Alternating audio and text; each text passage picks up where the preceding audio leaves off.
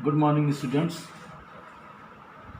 आज मैं आप लोगों को 9th क्लास का रसायन विज्ञान पढ़ाऊंगा, प्रथम चैप्टर से आगे। कल मैंने आप लोगों को पदार्थ की अवस्था के बारे में बताया था। पदार्थ की कितनी अवस्थाएं होती हैं, तो मैंने कल बताया था कि पदार्थ की 3 अवस्था होती है: ठोस, द्रव और गैस। ठोस, द्रव और गैस के बारे में आपको मैंने कल विस्तार से बताया था, और आज मैं आप लोगों को बताऊंगा पदार्थ की अवस्था में परिवर्तन। पदार्थ की अवस्था में परिवर्तन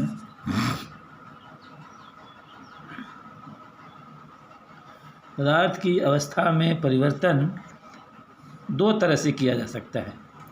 एक तो तापमान में बदलाव करके, यानी ताप को चेंज करके, बदल करके, और दूसरा दाब में बदलाव करके।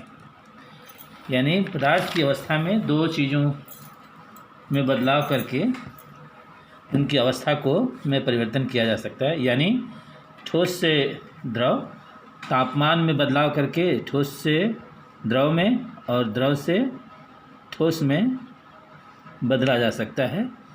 तो इसे हम क्या कहते हैं? अवस्था परिवर्तन कहते हैं। यानी ताप का इस्तेमाल करके यदि ठोस से द्रव और द्रव से गैस में बदल जाता है तो उसे हम पदार्थ की अवस्था में परिवर्तन यानी तापमान के बदलाव करके करते हैं। और दूसरा है दाब में बदलाव करके, यानी दाब को कम करके, दाब को में बदलाव करके भी किसी वस्तु को ठोस से द्रव और द्रव से गैस इत्यादि में बदला जा सकता है। तो यानी पदार्थ की अवस्था में 2 तरह से परिवर्तन होता है: ताप में बदलाव करके और दाब में बदलाव करके।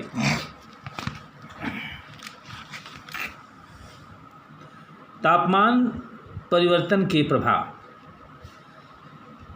तापमान परिवर्तन के प्रभाव। ताप में जब परिवर्तन होता है तो उन वस्तुओं की स्थिति में क्या परिवर्तन होता है? इसमें एक शब्द आता है गलनांक बिंदु। गलनांक बिंदु यानी गलनांक बिंदु क्या है? यानी जिस ताप पर कोई ठोस द्रव अवस्था में पिघलना शुरू कर देता है, जिस ताप पर कोई पदार्थ ठोस अवस्था से द्रव अवस्था में पिघलना शुरू कर देता है, उसे गलनांक बिंदु कहते हैं, यानी मेल्टिंग पॉइंट। मेल्टिंग पॉइंट अंग्रेजी में से मेल्टिंग पॉइंट कहते हैं। जैसे लोहे का गलनांक जो है 1540 डिग्री सेल्सियस है और पानी का गलनांक जो है 0 डिग्री सेल्सियस है। यानी लोहा को यदि 1540 डिग्री सेल्सियस पर गर्म करेंगे तो वो जो है ठोस अवस्था से द्रव अवस्था में बदलना शुरू कर देगा, यानी अवस्था में उसका परिवर्तन हो जाएगा। एक शब्द आता है संगलन की प्रसुप्त ऊष्मा। संगलन की प्रसुप्त ऊष्मा भी कहते हैं या गलन की गुप्त ऊष्मा भी कहते हैं। हेडिंग है latent heat. Latent heat. Latent. वायुमंडलीय दाब पर 1 किलोग्राम ठोस को उसके गलनांक पर द्रव में बदलने के लिए जितनी ऊष्मा की आवश्यकता होती है उसे संगलन की प्रसुप्त ऊष्मा कहते हैं। संगलन की प्रसुप्त ऊष्मा कहते हैं, यानी 1 किलोग्राम ठोस को उसके गलनांक पर द्रव में बदलने के लिए जितनी ऊष्मा की आवश्यकता होती है उसे संगलन की प्रसुप्त ऊष्मा कहते हैं। इसको याद करना बहुत इंपॉर्टेंट चीज़ है। संगलन की प्रसुप्त ऊष्मा किसे कहते हैं, ये बहुत ही इम्पोर्टेंट है, इससे कि दूसरा आता है क्वथनांक बिंदु। क्वथनांक बिंदु, बॉइलिंग पॉइंट। इसको अंग्रेजी में बॉइलिंग पॉइंट कहते हैं। बॉइलिंग पॉइंट वह ताप जिसमें कोई द्रव गैस अवस्था में बदलना शुरू हो जाता है, उसे क्वथनांक कहते हैं या क्वथनांक बिंदु कहते हैं। वह ताप जिसमें कोई द्रव गैस अवस्था में बदलना शुरू हो जाता है उसे क्वथनांक कहते हैं। जैसे पानी का क्वथनांक 100 डिग्री सेल्सियस है, यानी वाटर जो है, वाटर 100 डिग्री सेल्सियस पर वो द्रव अवस्था से लिक्विड से गैस अवस्था में परिवर्तित होना शुरू हो जाता है। इस पॉइंट को हम बॉइलिंग पॉइंट कहते हैं और इस प्रक्रिया को क्वथन कहते हैं। वाष्पीकरण की गुप्त ऊष्मा। वायुमंडलीय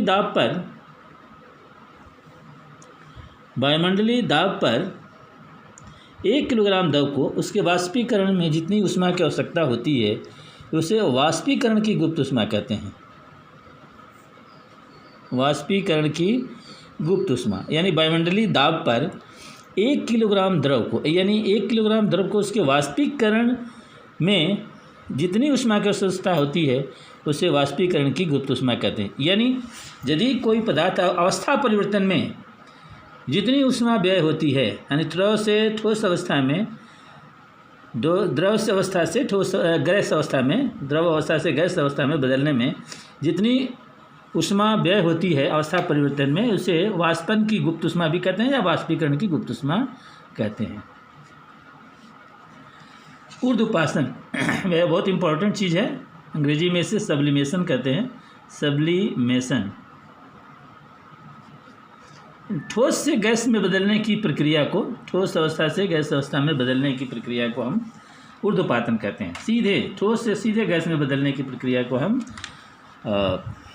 ऊर्ध्वपातन कहते हैं। जैसे अमोनियम क्लोराइड। तीसरा है, एक है निक्षेपण का मतलब है इसमें क्या होता है, गैस से सीधे ठोस में बदल जाता है। ठीक ऊर्ध्वपातन का उल्टा है, ऊर्ध्वपातन में ठोस से गैस में बदलते हैं और निक्षेपण में गैस से सीधे ठोस में बदलने की प्रक्रिया है, इसलिए इसे निक्षेपण कहते हैं। जैसे अमोनियम क्लोराइड का पाउडर, कपूर, नैप्थलीन की गोलियाँ। पदार्थ की अवस्था में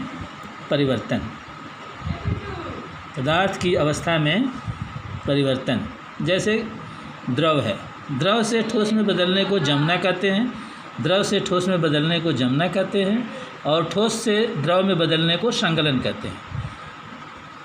ठोस से द्रव में बदलने को संगलन कहते हैं और द्रव से ठोस में बदलने को जमना कहते हैं।